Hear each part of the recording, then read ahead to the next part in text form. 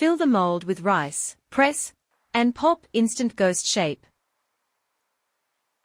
Add nori eyes and mouth, so spooky cute. Into the bento it goes, scary delicious.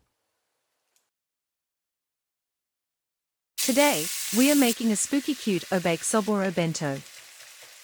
Cook savory Ghost Soboro, seasoned with soy sauce, sugar, and mirin.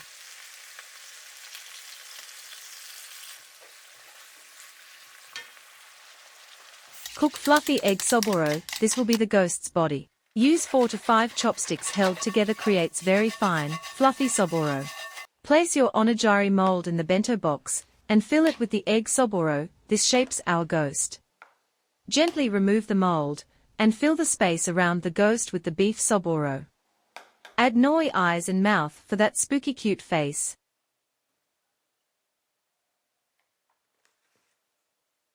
Finish with your favorite side dishes, and you've got a Halloween-ready Obake Soboro Bento. Let's make a spooky cute Napolitan Pasta Bento. First, cook your pasta. Let's make a boiled eggs too. Time saving.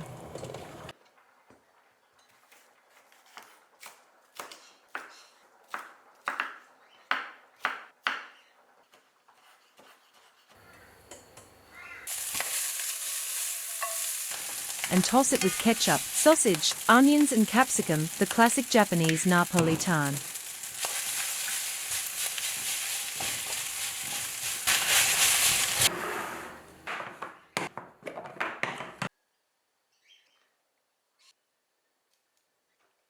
Next, make an Obake Onigiri using a ghost mold. Arrange the mummy pasta on one side, the ghost onigiri on the other, shape part of the pasta into a mummy. And fill the gaps with your favorite side dishes.